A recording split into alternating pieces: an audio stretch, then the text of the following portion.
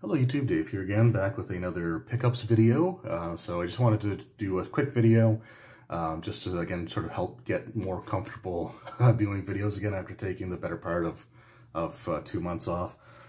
So these are the items that I've picked up or added to my collection throughout the month of January, sort of into the first week of February.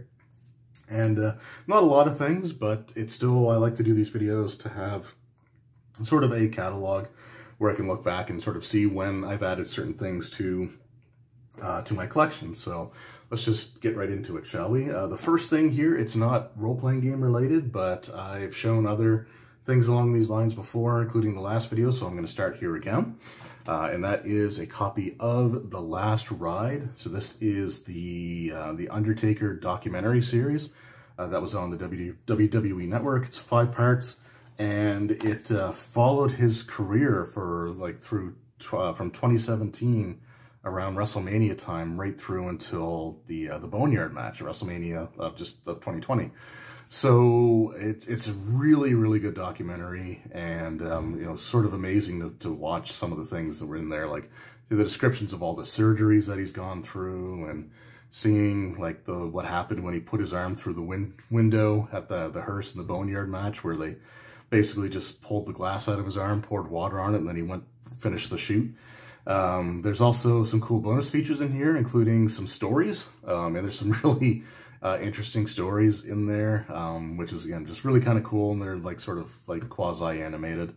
Anyway, just really, really cool, really neat, and it's something that if you are a wrestling fan, I'd highly recommend this. I know WWE's reputation has certainly not done well in the last little while, but this is something that is worth having because it's an amazing documentary, and it's a really incredible insight into an individual who really you never got to know as a person, you know, prior to like this era. So again, just really, really awesome. I'm finally glad to have it. So there's that. Up next, we're getting into the RPG stuff now. So the first thing is a Pathfinder flip mat classic. So this is the Slum Quarter. So this is something that I wanted. I'm not necessarily trying to collect all of the Pathfinder flip mats or even all of the flip mat classics. I get them when I can, or if there's something that I'm interested in. But this is something I really, really wanted because I'm always looking for city streets or town streets or just something. And like tiles are okay, but they're kind of cumbersome, and I like the convenience of just having the one big map. So this is a double-sided map where you have like just 2 different sections of basically what looks like, you know, a city. And yeah, it's the slums, so it's sort of run down and everything, but that's fine. That's, you know, I just wanted a bunch of buildings and stuff, so you could run like a cool chase scene through some of the buildings, or you could have a scenario where the characters are sort of stealthing their way through, or maybe they're trying to you know, find someone that's been, you know, that's like in hiding. I don't know. I love having like encounters or stuff take place in city streets. So having this map is going to be awesome for that. So I can start using that in my game. Also for Pathfinder. Now I also got like the Bestiary 2 or Bestiary 2, however you pronounce it, the Pocket Edition for 2nd edition Pathfinder, but I've already done a video on that, so I'm not really going to show it here. But I do have, finally, the Pocket Edition for the Pathfinder 1st edition core rulebook. One of the things that, once I started getting into collecting Pocket Editions, sort of a goal that I maybe set for myself, was to have my entire Pathfinder 1st edition collection, aside from the beginner box and the Game Master screen, be exclusively these pocket editions, which every other book that I have was a pocket edition. The only hardcover book that I own was the core rulebook, but it just seemed kind of weird having like the core rulebook as a hardcover and then everything else being these pocket editions. So when I do get a new bookshelf, I want to be able to organize all this stuff on there. So I just wanted everything to be sort of uniform. I'm not sure what I'm going to do with the hardcover one yet. I might keep it to make working on videos a little bit easier if I go through, pick back up with like the Through the Ages series, look at some of the classes and things like that. So I may keep it for that, or I might consider offering it to a friend or a couple of friends and just let them see, like, it's available. If either of you are interested, let me know, you know, it's yours. we'll see what happens, but I've got the core rulebook pocket edition now, and that's all that matters. So we've got that. And then for Starfinder, I got the Alien Archive 4, which I already did a flip through and review video on, so I'm not going to include it in this video either, just because I've already talked about it. But I also got the Fly Free or Die Adventure Path. This is part 1 of 6. This is the We're No Heroes installment.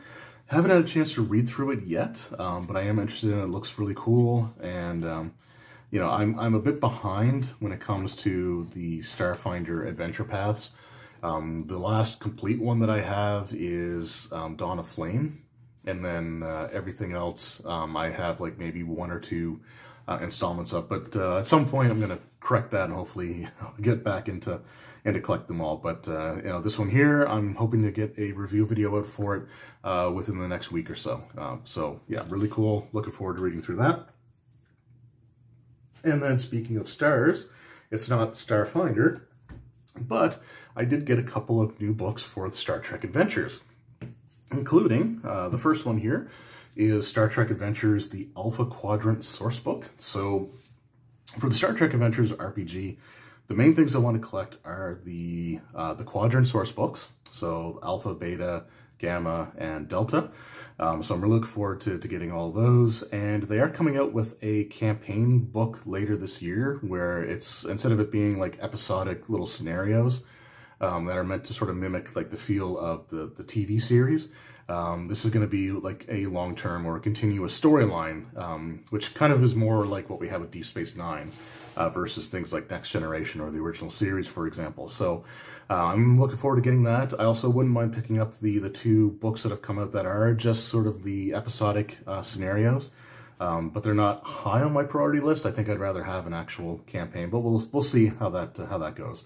But yeah, the Alpha Quadrant, this was the first one that I wanted for sure. I mean, it's got Deep Space Nine on the cover, so that's pretty much enough for me, but it also has some stuff in here, like it details Bajor, as well as the Cardassian Empire and the Ferengi Alliance.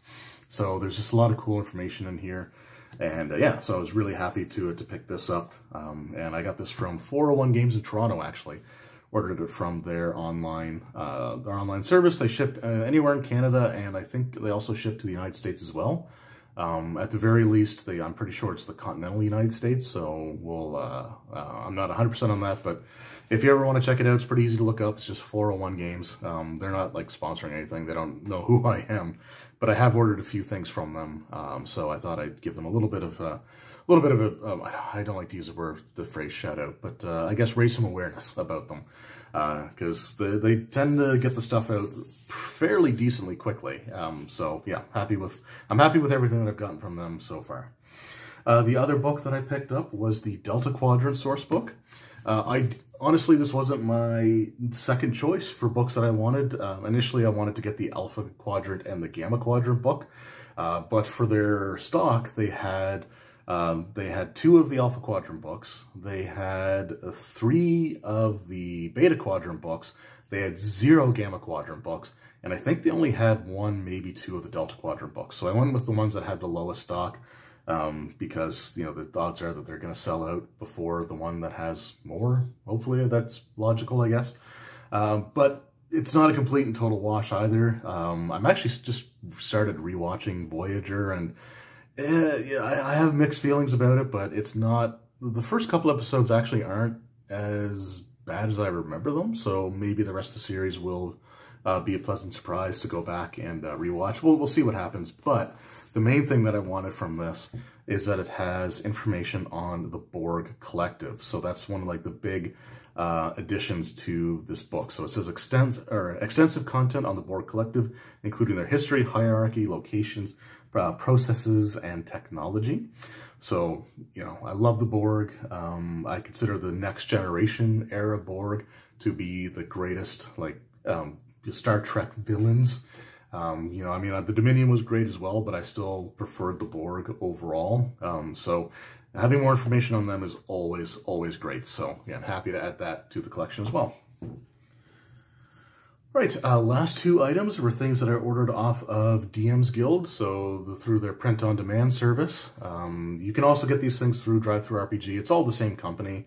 They're just sort of different divisions.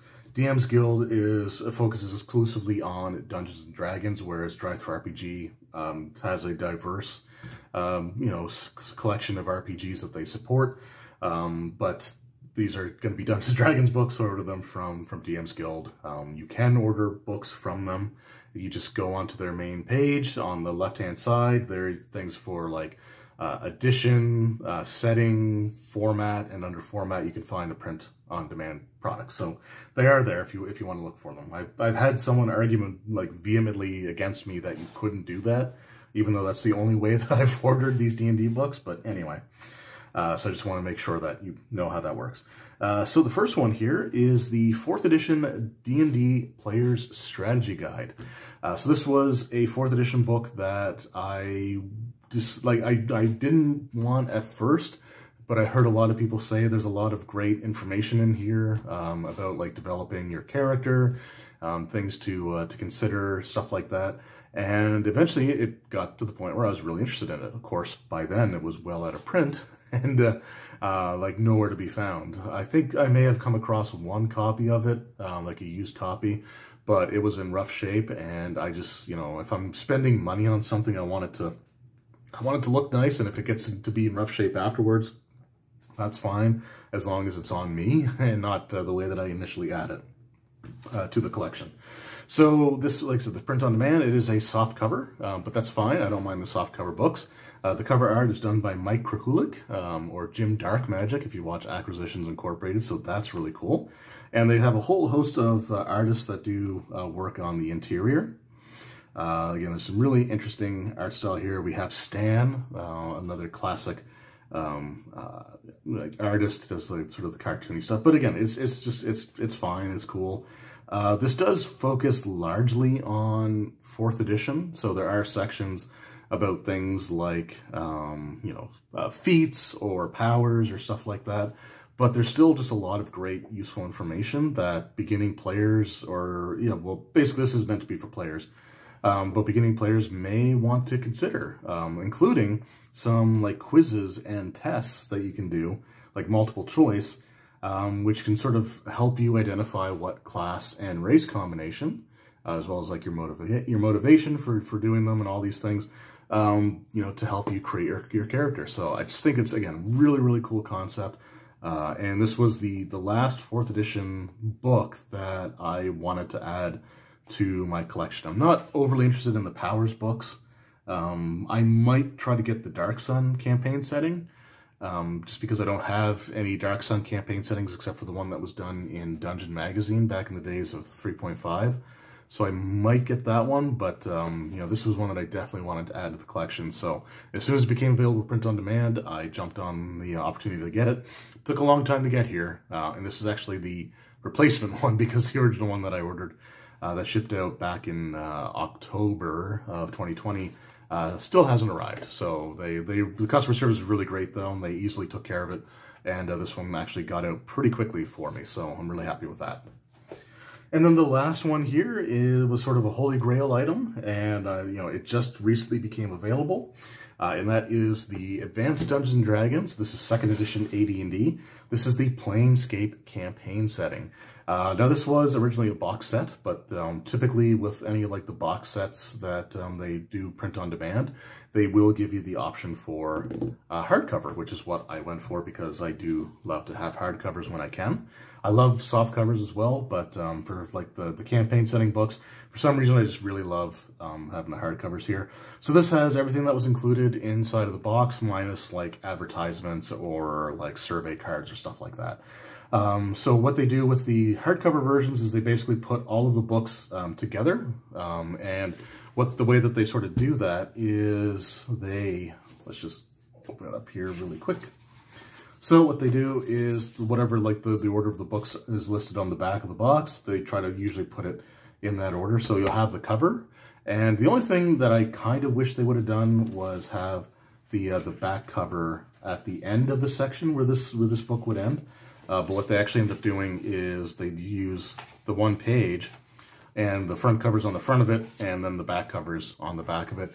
It's just a little formatting thing, but again, I don't know, maybe it's easier for them to do it that way. I'm not entirely sure. It's not a deal breaker by any stretch of the imagination, but then when you reach the end of that book,